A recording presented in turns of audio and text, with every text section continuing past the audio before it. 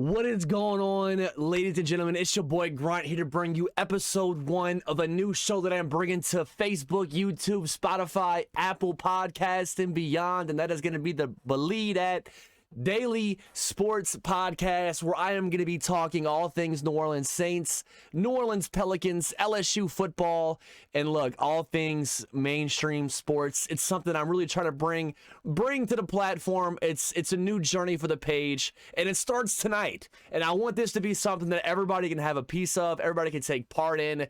It's just the beginning, and I can't wait to see where it goes. I want to start it slow. I want to start it to where where we can get it. I don't want to have to sit here and do too much at once, right? We're going to take it real slow, and we're going to have a good time doing it. So I appreciate you guys who are listening, whether you're tuning in live right now. I cannot wait to get some of you guys here on the horn here shortly. You can check that pinned comment if you want to go ahead and jump in the Discord open chat. Well, I'll be calling on people in there to give me your takes and opinions. But let's get straight down to business here. The Saints beat the Rams, and I get the Rams are not a good football team, as CJ's already making known here in the comment section. Bro, y'all beat a sorry ass team this week. So were we supposed to lose? I'm curious because we have the same record as them. That's what I don't get. Y'all beat a sorry ass Rams team. We have the same record as that Rams team. I'm sorry, they were 3-6. We were 3-7. So if they're sorry, then so are we, I guess, based on that record. I mean, they're also the defending Super Bowl champions. They won the Super Bowl last year. So there's definitely some type of energy to protect and be proud of with a huge Saints victory. I'll take it because, look, we looked good. It doesn't matter who we played. It's a game on a schedule, and we got the W. The Rams are not fantastic. They're obviously having a really rough year. Matt Stafford going right back into concussion protocol. He probably should have played anyway, but he forced him out there. They paid the price. Bryce Perkins was pretty much thrown to the wolves, and then we acted as such. No Cooper Kupp, of course, due to injury, probably missing the rest of the year. So, yeah, did we have an advantage? Absolutely, we had an advantage. But I'll take the W because now the Saints are 4-7, and we have a chance to almost. I'll be honest, I don't think the light's out yet. I've been kind of convinced the light's out for the Saints for a while now, and I'm just not super convinced that it is. And I think as the weeks go on, I mean, we have another game this week where, CJ, you're a big 49ers fan, so whenever we come and we whoop the 49ers' ass, and then if we could go into a bye week coming off of 2 wins in a row, we could probably have a chance to maybe recover. I mean, we come right back into it, then we play the Bucs right after the bye week, and then we have the Falcons shortly after that. So we go right back into some division rivals. I think Dennis Allen's going to really look to try to get some revenge on Tom Brady. If there's one way to beat Tom Brady, it's the Dennis Allen approach. I mean, that's the way to beat him. So if we can try and hold it together, there's a chance, man. I'm going to stay hopeful. I'm going to stay optimistic. All I know is y'all didn't beat my sorry Steelers. We're not worried about Kenny Pickett. We ain't worried about the Steelers. Blake, y'all in the same boat as us. At least now we're getting right. I know Kupp was out. I said that he was out. I said it multiple times. I know he was out. Whenever we beat you, CJ, come back and holler at me. It was a great game, Nate. Absolutely.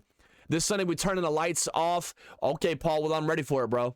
We just need Farland under us and we'll be straight. Winston or a no-go. So here's the thing. We're going to get straight into that because I want people to hop into the horn right now and talk about the quarterback situation.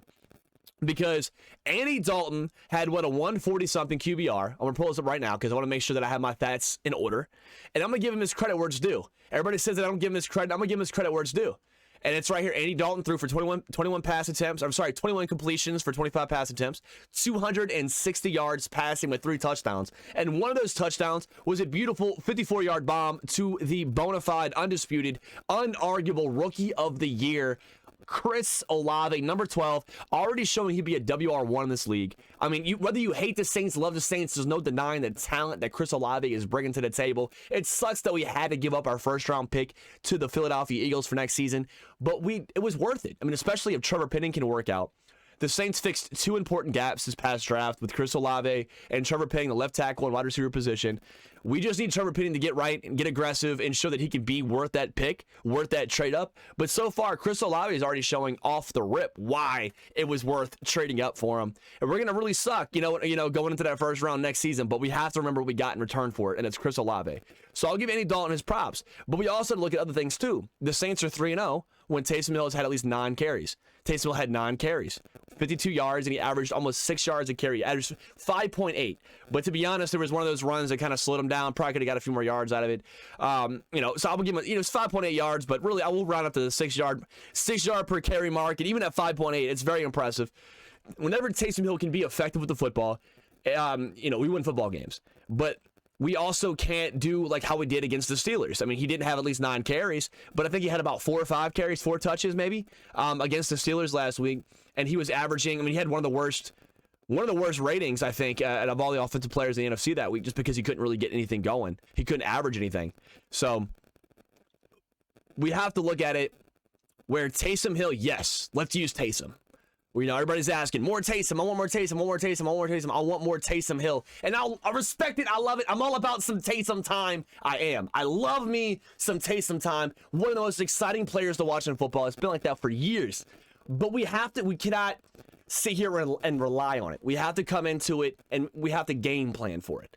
We game planned a Taysom Hill type of offense against that Los Angeles Rams team, and it worked. We had Taysom Hill kind of throw the ball, but guess what else we did? We had a run game established through Alvin Kamara as well. We had Alvin Kamara with 12 rushes, 42 yards rushing, with averaging about 3.5 yards a carry. Isn't too bad, but we also brought back in Kamara in the receiving game. I'm pretty sure we only have one loss where Kamara has had at least, I think, 50 yards receiving, and he was at 47 yesterday.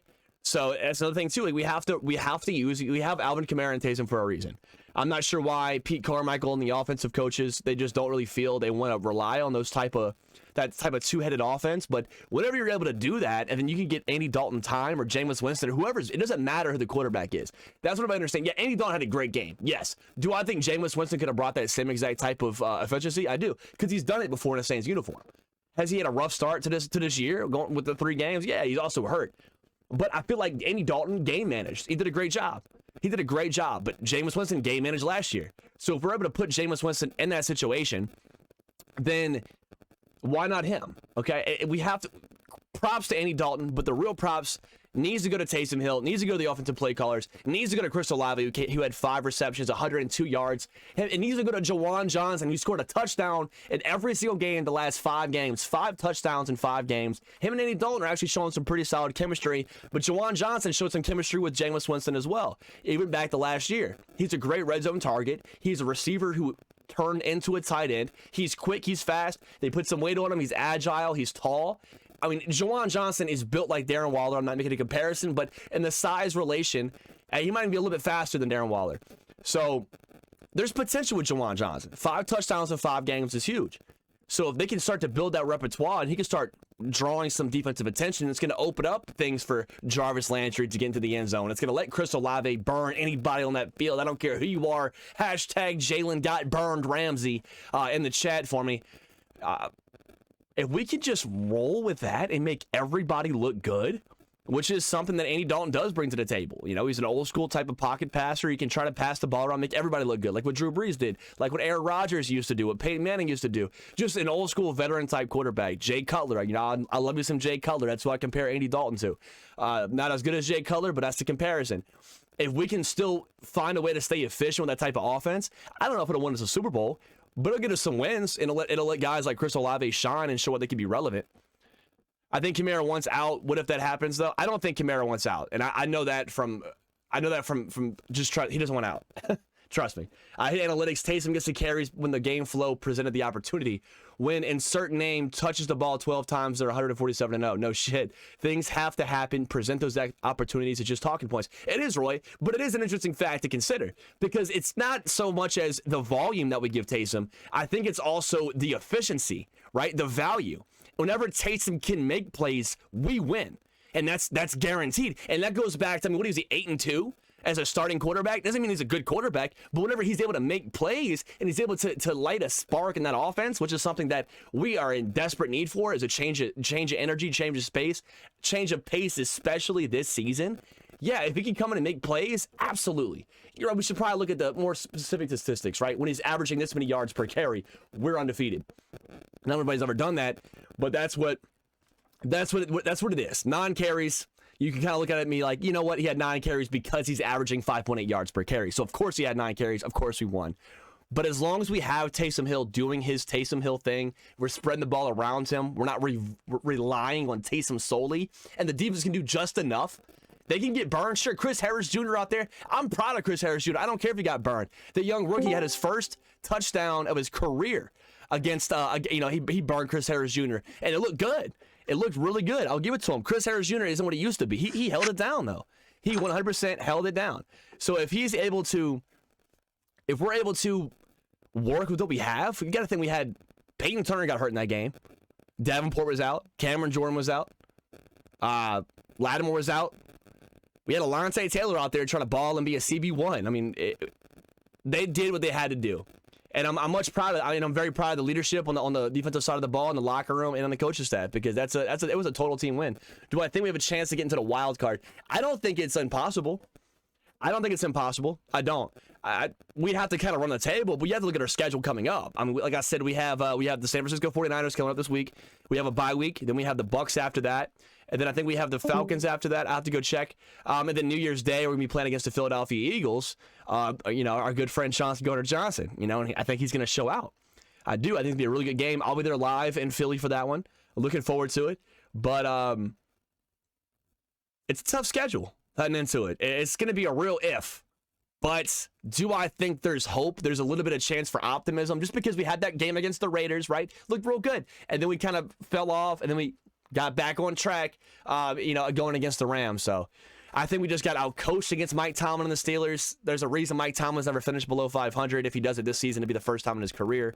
Very impressive. I mean, he's going to out-coach Dennis Allen all day. I'm not saying Sean McVay isn't a good coach, but what I'm saying is it's the experience factor. So, and Sean McVay's a Super Bowl champion. I love Sean McVay, but it comes with reps and years in the league. Dennis Allen been in the league for a while. NFC South, Saints can sneak in as a 7th seed. They could, Devin, but I'm just saying we have a tough schedule coming up. Got to win at least 5 of the 6 to have a chance. I think we have to run the table. I think if we had to drop one, it would be to Philly. We could not drop one to the Bucs or to the Falcons or something like that. And part of me feels like the Falcons are going to come with a vengeance after losing week 1 the way they did. And they look good. If there's any team that's really showed they're more than what they were expected to be, it was the Atlanta Falcons. I love the ownership in Atlanta. I got respect there. I like Marcus Mariota. I love Cordell Patterson. So they're doing their thing. I like Drake London. I wouldn't have been mad if the Saints would have traded up and got him. I'm happy we got Olave, though. I'm happy we got Olave. Don't get me wrong. I'm just saying, I give respect and credit where it's due. They're going to come with a vengeance when we play them again here in a few short weeks. So we can drop one game to the Philadelphia Eagles, and I think that would be the only game. And even then, there's not even close to a guarantee. Not even close to a guarantee.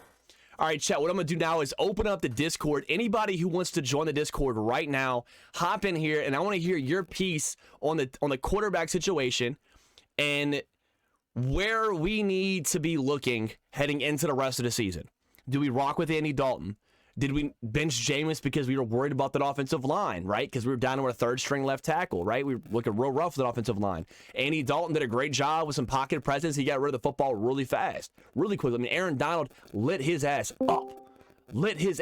up. So going forward, I'm curious, man. We give it to Red Rocket. We give it to the Red Cannon, man. Or do we put Jameis back out there? Well, what is your, and if it's not Jameis, then at what point would you say Jameis? Or not at all? What's going on, Jeremy? You got a better chance, you got a better receiver than Olave already? Yeah, exactly. Yeah, Olave is our WR1. Yeah. Olave is he's our unofficial WR1 right now, and I'm here for it. I wouldn't be happy with it either, Donnie. Red Rifle, whatever it is, Roy. Johnson had 3 touchdowns on a handful of catches, with Winston on a handful of catches last year. Dalton has made him a legitimate target. Dude is always reaching for the goofiest quarterback in the league. Okay. Okay. Roy, we're going to go ahead and get you out of here, bro, because you're a complete joke. We're not going to have that. We're not going to have that in here, man. We're not going to have that at all. So you can go ahead and get out of here. We'll put you in timeout. There you go. Cool. Bye. Cool. Alrighty. So we're going to take some calls. We got Jay Smooth in the chat. I'm going to open this up here, man. So heading forward, how do you feel about Andy Dalton? And then do you go ahead and you put him in the starting lineup? I feel like you did deserve it going into San Francisco. At what point do you take him out, or do you go ahead and just commit to him the rest of the year? Oh, he got kicked out. Looks like he backed out. Winston is under contract for one more season, right? He is, Devin. He is. Yeah, if we don't start him next year, we're going to probably trade him. There's no way we're going to have him as a backup next year. There's no way. Jameis Winston is a starting quarterback. He is a starting caliber quarterback. You look around the league at other quarterbacks who are given starting positions, you're going to tell me P.J. Walker is better than Jameis Winston? Absolutely not. You take a look around the league, no. Jameis Winston is 100% a starting caliber quarterback. Does he get a lot of hate? For sure. He is a starting. People would take a shot on him, just like they did in the offseason.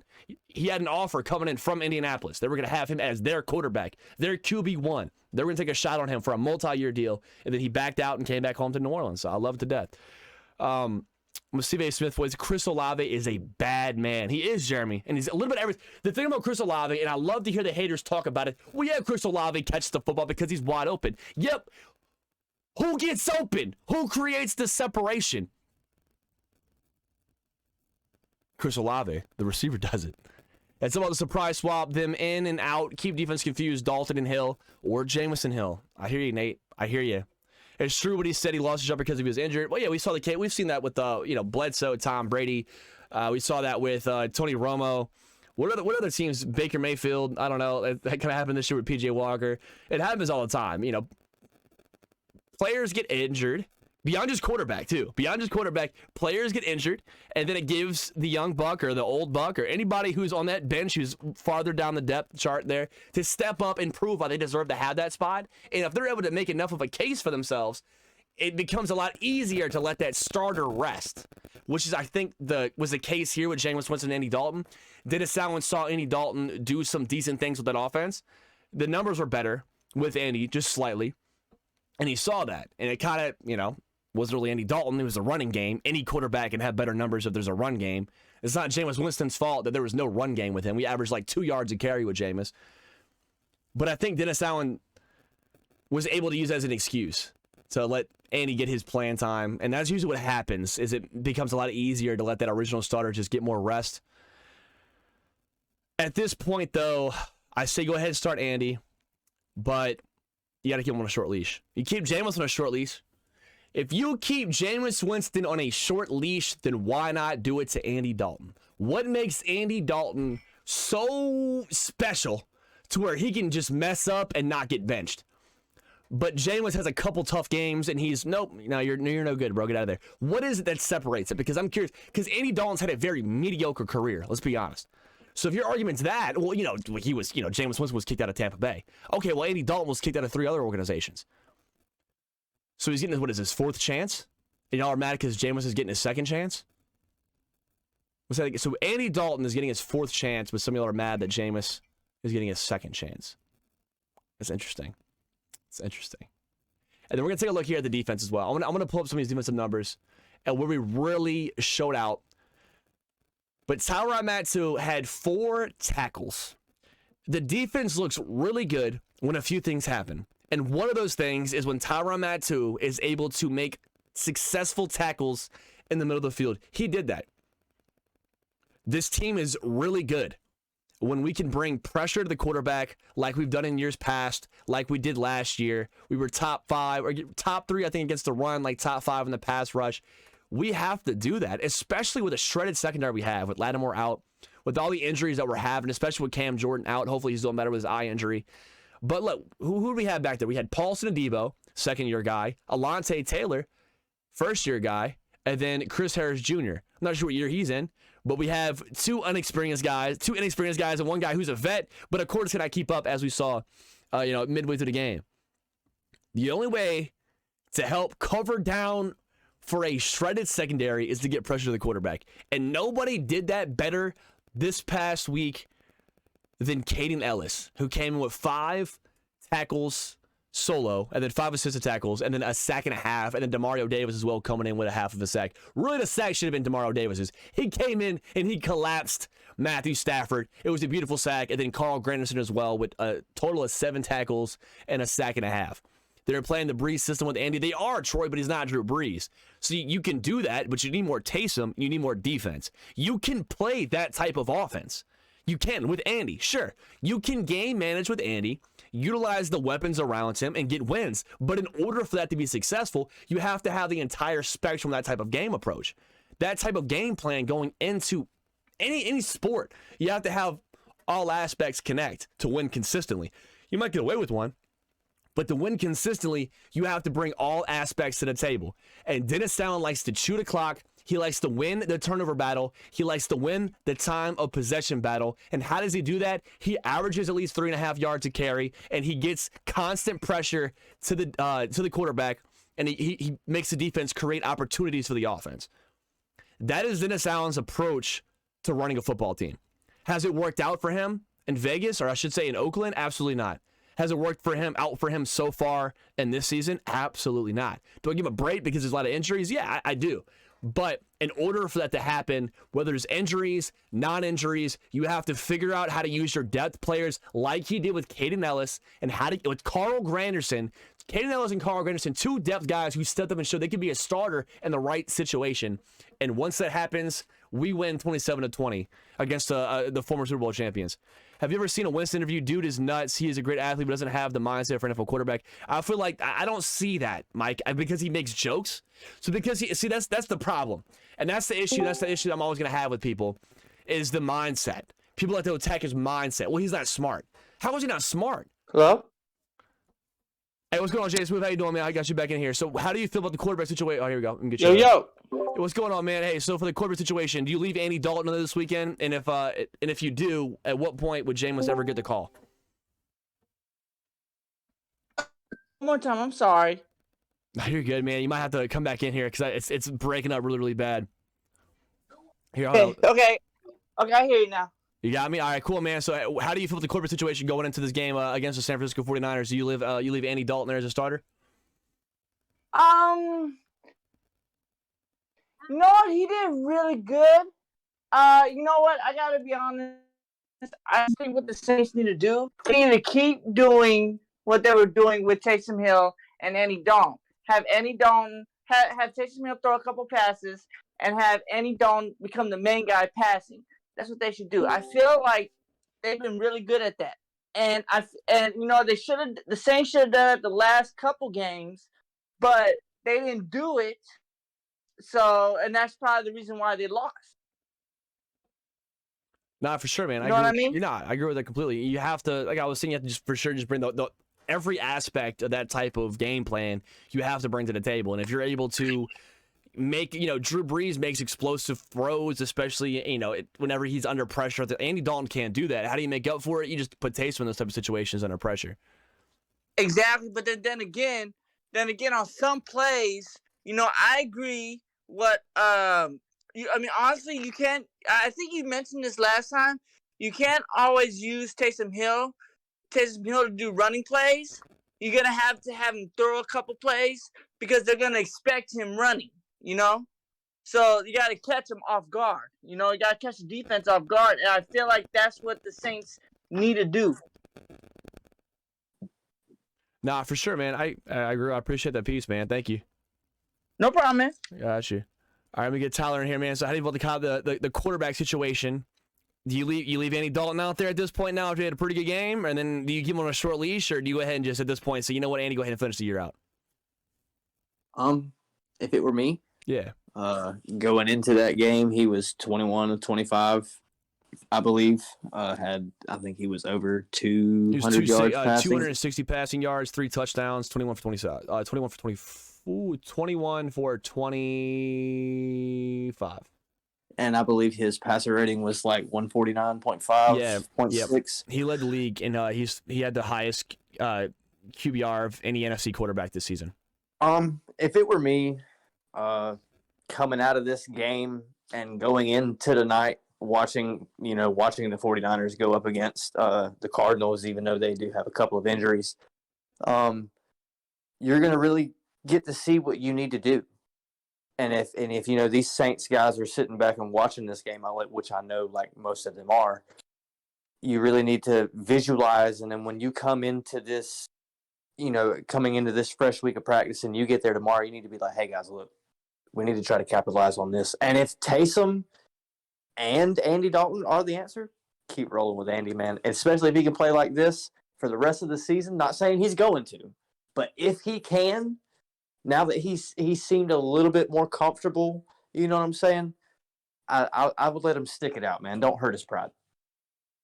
Nah, yeah, I agree there. If he's the hot hand and he looked motivated, I mean, he definitely had some kind of connection with Jawan Johnson and Olave both. I mean, they were hugging in the end zone. There was definitely a connection there, and then you saw them feed off of each other throughout the rest of the game. I mean, especially I after that watched the 54-yard bomb. So I agree there.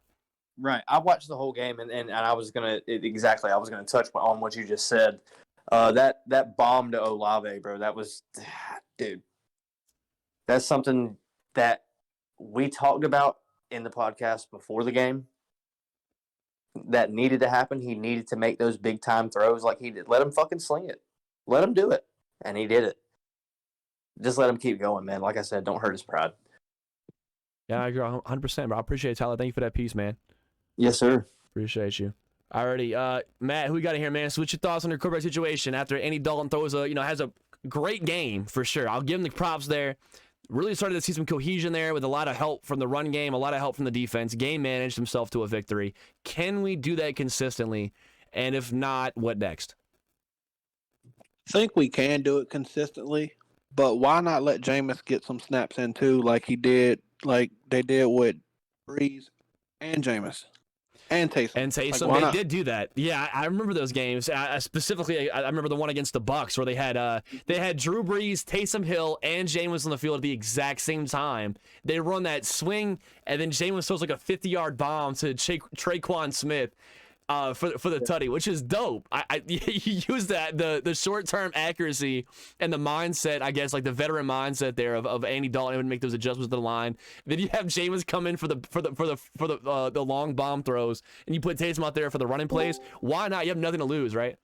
Yeah, you have nothing to lose right now. I mean, you're one of the bottom teams in NFC South right now. I mean, just go out there and sling whoever you got to. Like, Nah, for sure, man. I appreciate it. Thank you for that take, man. Yep. All right, Jeff. Let's see. I might take one more after this, but I'll definitely got to get Jeff in there. What's your thoughts on the quarterback situation and where do we go moving forward? Jeff, you good? Can you hear me? What about this one? So Troy says it's in his. Are you good, Jeff? You there? Yep, I'm good. I'm here. What's going on, brother? So what's your thoughts on the corporate situation and where do we go moving forward? You leave Andy out there, and if not, now what? I think we got to keep doing what we're doing. I mean, gang tackling. Don't say that again. Keep doing what he's doing. Yeah. Nah, keep going. No, I mean, we got to stick what we're doing with right now. I mean, so getting Hill as much involved as we can. That's what we got to do. As I said, what the last stat was with Hill, getting the yards we need to get and stuff like that. So we just, I don't know. Everything's crazy. We just got to stay together. That's all we got to do. No, 100%, man. I appreciate that. Yeah, definitely the Saints are a team where, I mean, any team you have to have that teamwork. You have to have that energy there. But the Saints, I've always related, they're that special type of team where you have to have that special type of energy. You can pick up somebody that was pushing carts in front of, Kurt Warner style, right? Like right in front of the Piggly Wiggly. But if they can bring an energy and tenacity to the locker room, they're going to be an asset to the New Orleans Saints team, whether it's on the sidelines or on the field. But you have to have that there. You have to have those energy pieces. You don't think they're missing CD on the defensive side of the ball when it comes to energy. They're not missing Drew Brees, that type of energy. They're not seeing Alvin Kamara starting to finally get back motivated, which is fine. It happens to everybody in any kind of workspace. He's getting that, right? Taysom Hill is it bringing the energy. It doesn't matter who you are. The Saints are the type of organization where they have to be bought in or they're not going to win. So I appreciate all y'all who came in here and gave us a piece, man. Thank you so much, Jeff. I appreciate you. Have a great night. Definitely keep doing more of those, man. I'm trying to keep these to about 30 minutes here, because we're going to be doing these every single day. We'll be talking about the Saints. We'll be talking about LSU football. We're talking about the Pelicans. We're going to break it up throughout the week. But we're going to always be leaving those lines open for about 10 minutes per podcast to get everybody here and tell us your piece, man, because I want to hear it. I want to hear y'all's opinion. Offensive line's been an issue this year. They finally stepped up big with an exception of a couple of sacks this week. For sure, Mike, but I mean, Jameis had the same issue that Andy Dalton does. It's almost opposite issue. Is Andy Dalton's first read is his check down.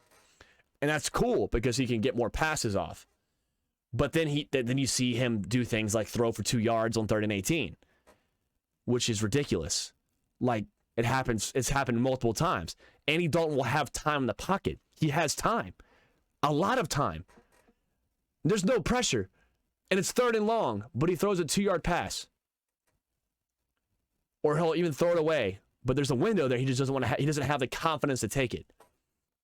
too safe, too conservative. There's got to be in between. The opposite is Jameis. He doesn't really look at his checkdowns. He looks deep. He wants the big play. But then guess what happens? Whenever you don't get your checkdowns, you get sacked. So I feel like it can go both ways. It's just trying to find somebody who can give us a middle ground. I think we're all on the same page to close out the discussion about the quarterback situation in New Orleans. Is I don't think anybody is super convinced that either of these guys are the future for this franchise. It's going to come down to if we can get Hendon Hooker in the second round, which is who I think we're going to really try to aim for. And I'm excited. I would love to have Hendon Hooker in the black and gold, rocking the number 5 uniform. But it's about trying to get us to that point. Because whether we win or lose another game this season, the focus has to shift to developing the young pieces that we have. Alante Taylor, Chris Olave, Pete Werner. There's a lot of guys on that team that can be the future. And we have to shift the focus from giving us the best chance. I know it's going to sound crazy, the best chance to win, but to also develop these guys. We can't set them up for failure. And if Dennis Allen believes Andy Dalton's the best thing for these young guys, that having the veteran mentorship out there is going to be great for these young bucks to vibe off of and feed off of, then cool. But I want to see some results. Hey, Nate, we're about to close it out here, man. But yeah, I keep the pin coming right there below. The join the discussion. You hop in my Discord, and then I'll put you on mute until I put you in there. Nate came with a 3-month support. I appreciate it, man. Coaching has always been too conservative in New Orleans, but we've had guys like Drew Brees, Alvin Kamara, the defense to make up for it. Even before, Drew Brees definitely struggled at a run game. Drew Brees, his toughest years were when he doesn't have a run game. He can even do it without a defense. But when he has both, imagine Drew Brees with the team this year, like this year's team, even last year, healthy, right? A lot of injuries, but still, just imagine imagine Drew Brees with the defense we had last year. I'm going to take a few more comments before we sign off for the night. If Dalton would have lost this game, then Jameis would be in no question. But because he won, DA would keep him in. I think regardless of what happened, Jameis won't play until it's 100% sure we are out of the playoffs. And they don't need to change the playbook, or Jameis, he's not a chuck it down the field kind of guy. Kenny, yes, but that shouldn't be all he's used for. I agree, Quincy. I agree. And whether Jameis becomes a quarterback on this team or another team, I just want to go see my man show out because he deserves it. I don't get why Kamara didn't get the ball at the 1-yard line. Yeah, he was pissed about that. Yeah. He was, because it's too conservative. And that's one thing you have to look at. Alvin Kamara was furious that he didn't get an opportunity to run the ball. He was professional. He's competitive. And I'm sure they hugged it out after. He's competitive. It's normal. But that shows there's frustration there. It's not just us, the fans, who are concerned with the conservative play calling. It's the players, too. They want to see more aggression. Because you can win games like this, yes, but you cannot have a sustainable and consistent success running conservative offense like this in 2022 football. And you especially can't do it if you can't average at least decent yardage on the ground, running the football, and having defense. The accuracy Breeze has with his receiver core would have been phenomenal. 100% rep. What's going on, Daniel? Hey, appreciate it, Zach. I appreciate the optimism, Jeff. I hope we can do that. Jameis is not going to start, and there's a good reason why he's not. I disagree, Jeremy. He's going to either start here or somewhere else. Jameis will be a starting quarterback, whether it's here or on another team.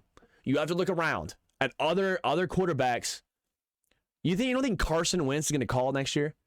How many chances are some of these guys going to get? How many chances is Carson Wentz going to get before everybody sees that he is below average and before people see he is a mediocre quarterback at best? How many opportunities will he have? How many opportunities will Andy Dalton have? Plenty. So do I think Jameis is owed a full season? Yeah. Like, you don't understand. He has not even had a half a season to start in New Orleans since he's been here. Not even a half a season. You're going to judge him based off of what? 3 games this year? You're going to judge his entire being in existence for 3 games this year? But you're going to bring up his time in Tampa Bay but ignore his time last year? Like, you just have to pick something and be consistent. Because if you're going to tell me, I don't care about what happened in seasons past, I care about right now, and he struggled. He threw 5 picks in 3 games. No. If you're going to come at me with that type of argument, then please keep it consistent. Because if I bring up last season, or if I bring up don't judge him by 3 games, and your go-to is a 30 interception season, you're just contradicting yourself and making me look even more right. So I should play if they put a grill and a case of beer in the end zone. I'll get a touchdown. I'm down for it, Nate. Jameis is a great guy, but I don't see him committing a team to even the playoffs or Super Bowl. Do you? I do, Rhett. Yes, I 100% do. Jameis is a leader, and people don't take him seriously because he makes jokes, because he has a light sense of humor. All of a sudden, but you know what? Jameis is there holding the door for media. He's a good guy.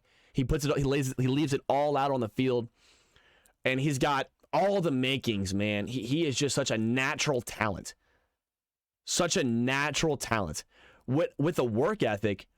I mean, you got to think about 90% of NFL players nowadays are selfish about the bag and about themselves. Jameis isn't. He's about proving himself, developing himself, and dedicating everything he has to the city, the community, because that's how he was raised, because he's a good person. You don't see that in athletes anywhere anymore. Athletes are encouraged to be in a different spotlight, but Jameis chooses to take the right way, the right approach. But I appreciate you guys so much. I'll be live here right again tomorrow night at 7:30 p.m. Eastern Standard Time. Y'all go enjoy Monday Night Football. I'm about to go check out Monday Night Football as well. Thank y'all. Stay safe. Be kind to one another. And as always, who dat? The replay of this podcast is going to be, of course, available here on Facebook, YouTube, Spotify, and Apple Podcasts. I'll be posting all the links to those soon. The Believe That Daily podcast is going to be huge. And I can't wait for you guys to hit the ride with me. Today's podcast is brought to you by Underdog Fantasy. Everybody loves the Underdog. Join Underdog today. Check the description. Check all the links that I post on everywhere. I talk about at least once a day. Go sign up for Underdog Fantasy. Use my code. Get your first deposit matched up to $100. Or use my link, or you can just go download the app right now and use the code GRUNT. GRUNT. Sign up, deposit at least $10. They will double your first deposit up to $100. It's free money. That is betting with the house's money. And if you don't know quite how to get into that type of, if you don't know how to gamble, you don't know how to bet, you want to get into fantasy, but you're not really sure how to do it, I got you covered there too. Go check out my other sponsors, Bet Karma. Their links are also everywhere. You can use codename GRUNT. And they got you all the tools, the makings, the how-tos, the tips, the guides. They use simulators to show you who are the best picks, plays, and parlays week by week, sport by sport. You don't want to miss out. I got y'all's back all season long in every single sport. Thank you guys so much. Y'all have a great night.